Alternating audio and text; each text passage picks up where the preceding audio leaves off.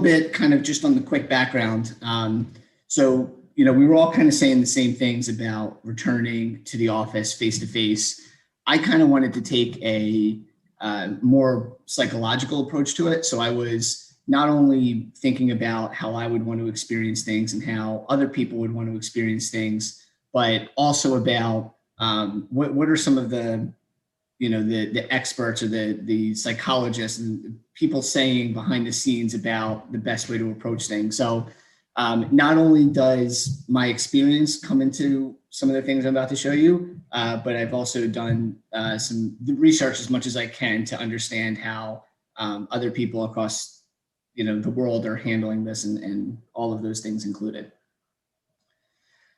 So first and foremost, I think everyone's coming into returning to the office with their own various backgrounds and opinions on what has transpired and what will continue to transpire. So the first and foremost thing that anyone needs to do when they're accepting people back in the office is be very clear on what the logistics are.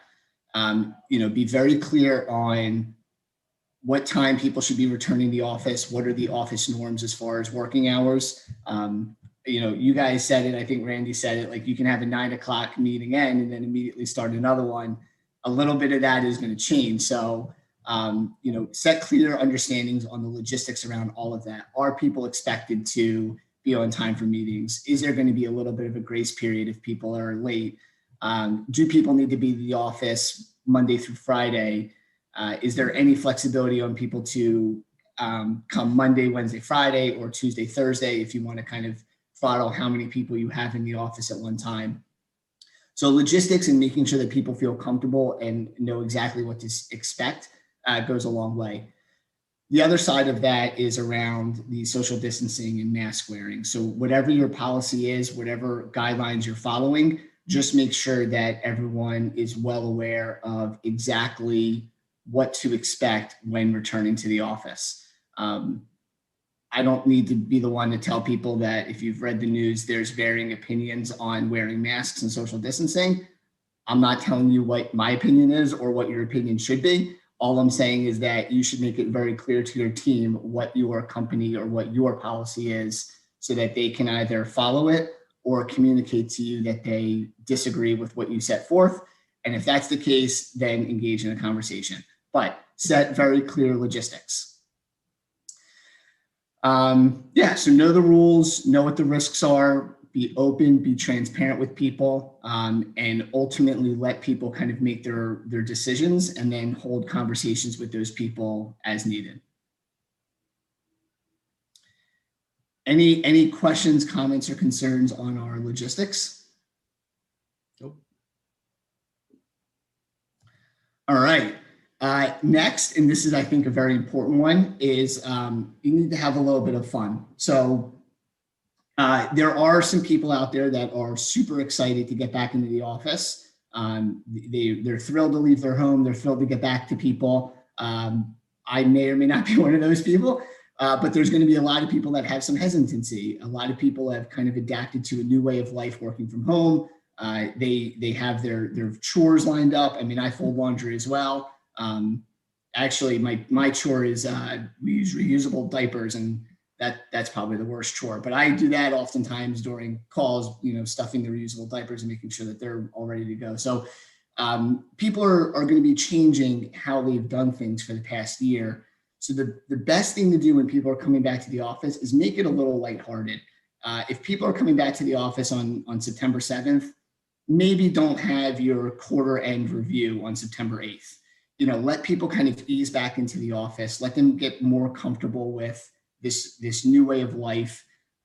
Change is hard for a lot of people. So they're going to be coming back into something. And now they have to reposition when they do their chores, when they pick up groceries, when they have food delivered. So there's all of these emotions. So one of the better strategies is to start with some lighthearted activities. So get people feeling, energized again about coming back into the office. Some people are going to be reintroduced to each other for the first time in a while. I haven't seen Dennis in, years. So the first time we see each other, I'm going to shake his hand. I'm not going to go right into, tell me about tax season. It might be like, how are you? Let's talk about what you did over the past year. Did you learn any new activities? Did you pick up a hobby?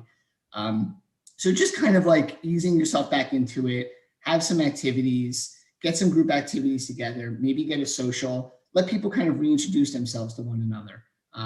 Human nature, especially when you're working with someone, if you don't have that underlying connection or you don't have that relationship, it could add strain on some of the other things that you're looking to do in the office. So get them back in with some activities, get everyone excited, and I think it'll go a long way. All right. And the last thing I want to talk about is understanding your team. And this is something that, personally hits pretty close to me. And, I would just like everyone to kind of think about this for a second. So, just like when you talk to people on a daily basis, everyone has their own trials and tribulations just below the surface, things that they've experienced at home, things taking place with their family. And in general, you always want to be understanding of that. This last year has amplified that to quite a degree. So it's really a good idea to take a couple of minutes and have a personal connection with people on your team, especially the people you work with most closely, and understand what happened to them over the past year. Quite a lot of people had very, very different experiences. If you're Elon Musk, you made billions of dollars, and that was an incredible experience for you. If you have family that was impacted by COVID, potentially hurt, maybe family in other countries that don't have the same vaccines that we have, it really means a difference to kind of understand what people went through and what people are coming back into the office with, what's behind them at home and with their family. As a manager, if you can understand what your people are going through, you can better connect with them. And if you're showing that you're able to kind of understand, what they're going through, and you can work with them, they're going to come in and they're going to have much more energy, much more enthusiasm to kind of jump back into that way of working in person. So I think understanding what everyone has gone through, trying to connect with them and trying to accommodate as best as possible will really go a long way for a lot of people. So in all, I'm not here to kind of tell you how to use your Cisco phone service in your office or how to reuse a whiteboard.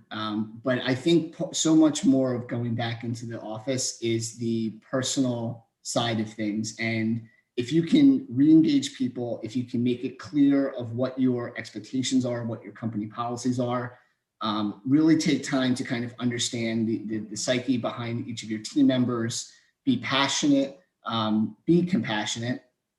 That's really going to be the best thing that's going to help everyone get acclimated back to the office quickly, get people working together, communicating quickly,